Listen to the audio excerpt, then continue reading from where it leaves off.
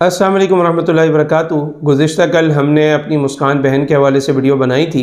جس نے ایک بہادری کی ایک داستان رقم کی اور انشاءاللہ رہتی دنیا تک اس کا نام اور اس کا یہ کارنامہ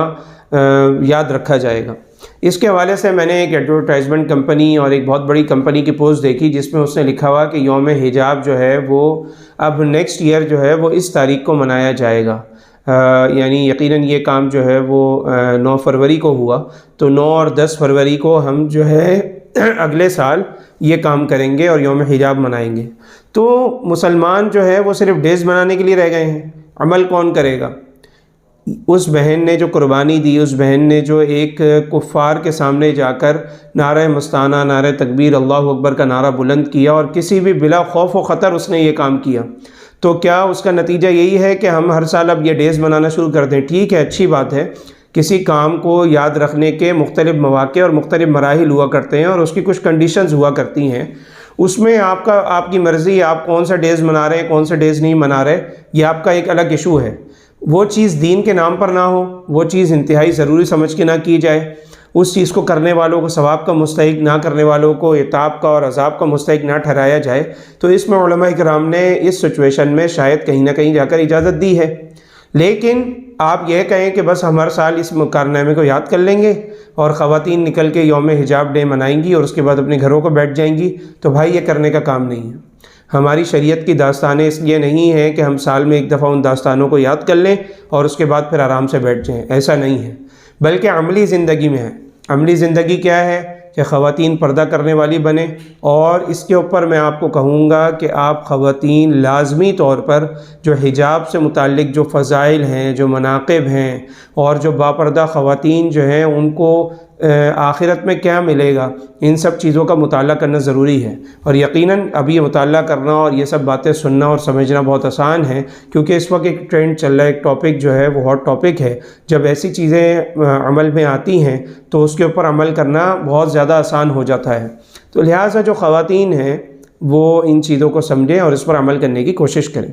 دوسری چیز یہ ہے کہ ایک اسد الدین اویسی صاحب ہوتے ہیں ہندوستان میں،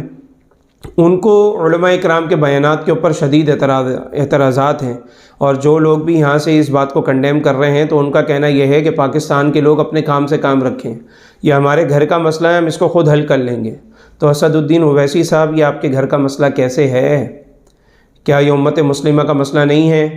کیا شاعر اسلام، شاعر دین، شاعر اللہ، یہ کیا پوری امت مسلمہ کا درد نہیں ہے؟ کیا مودی ظالم نہیں ہے؟ کیا اس نے مسلمانوں پر ظلم نہیں کیا؟ کیا مودی جو ہے اس کے خفیہ کارناموں سے اور خفیہ جو اس کے منصوبے ہیں، کیا اس سے آپ نے آنکھیں بند کر رکھی ہیں یا وہاں کے مسلمانوں نے آنکھیں بند کر رکھی ہیں؟ آپ کو تو چاہیے تھا کہ آپ مسلمانوں کا، پوری دنیا میں جو مسلمان ہیں ان کو اپنا بھائی سمجھتے اور ان کے اس اقدام کو سراہتے اور اس کو اپریشیٹ کرتے، بجائے اس کے کہ آپ اس کو اپریشیٹ کریں۔ آپ الٹا یہ کہہ رہے ہیں کہ پاکستان کے لوگوں کو کنڈیم کرنے کی کوئی ضرورت نہیں ہے۔ تو کیوں ضرورت نہیں ہے؟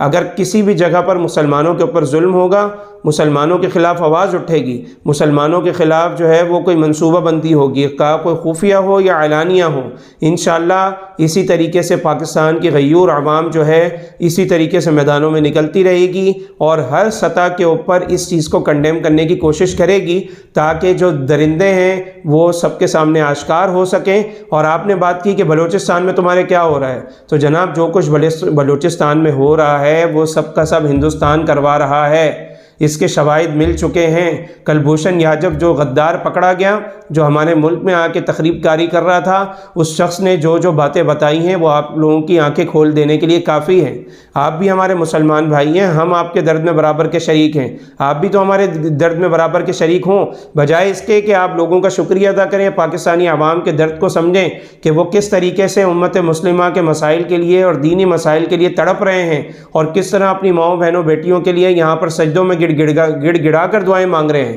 کل میری بہت بڑے اللہ والے سے ایک بات ہو رہی تھی، براہ راست میری ان سے ملاقات تھی، تو میں نے کہا آپ نے حضرت وہ ویڈیو دیکھی؟ تو انہوں نے کہا کہ مجھے باقاعدہ طور پہ اس کی ایمانی کیفیت کو دیکھ کر رونا آ گیا۔ آپ یقین کریں جیسے انہوں نے الفاظ بولے تو ان کے الفاظ میں اتنی زیادہ تاثیر تھی کہ مجھے خود رونا آ گیا، اور واقعتاً جب اس ویڈیو پر نظر پڑ رہی ہے اور اس کی ایمان کی کیفیت کو جب دیکھا جا رہا ہے تو دل سے دعائیں نکل رہی ہیں، آنسو نکل رہے ہیں، انسان کے اوپر ایک رقت طاری ہو رہی ہے، دل نرم ہو رہا ہے، اللہ کی طرف رجوع اللہ جو ہے وہ بڑھ رہا ہے۔ لیکن آپ یہ بات کہہ رہے ہیں، آپ ہمیں بلوچستان کا تانا دے رہے ہیں، کیا آپ کو نہیں پتا کہ بلوچستان کے اندر سارا کا سارا کیا دھرا وہ ہندوستان کا ہے، جس کو پاکستان سمجھتا بھی ہے، اور الحمدللہ پاکستان نے ہر سطح پر ان سازشوں کو سمجھا بھی ہے، اور ان سازشوں کو باقاعدہ طور پر کچلنے کے لیے ایسے ایسے اقدامات کی ہیں جس کی وجہ سے الحمدللہ آج ہمارا پاکستان امن و امانتی کا گہوارہ بن چکا ہے، اور اس کے اندر بالکل سلامتی ہے۔ ہم اللہ رب العزت سے دعا کرتے ہیں کہ اللہ تعالیٰ آپ کو بھی عقل دے، اور آپ کو بھی ہم لوگوں کے پوری امت مسلمہ کے شانہ بشانہ چلنے کی توفیق عطا فرمائیں، اور ہم اس بات پر بھی دعا کرتے ہیں کہ آپ اس بات کو سمجھنے والے بنیں کہ پوری دنیا میں رہنے والے مسلمان جو ہیں وہ ایک ہیں، اور ان کا درد یکساں ہیں، اور بالکل برابر میں سب غم کے بھی شریک ہیں اور خوشیوں میں بھی برابر کے شریک ہیں۔ تو ہماری اللہ رب العزت سے دعا ہے کہ مجھ سمیت تمام مسلمانوں کو اور تمام امت مسلمہ کو اللہ تعالیٰ صحیح معنوں میں دین کی صحیح بات کو صحیح طریقے پر سمجھنے کی توفیق عطا فرمائے۔ وآخر دعوانا ان الحمدللہ رب العالمین۔ محمد رسول اللہ علیہ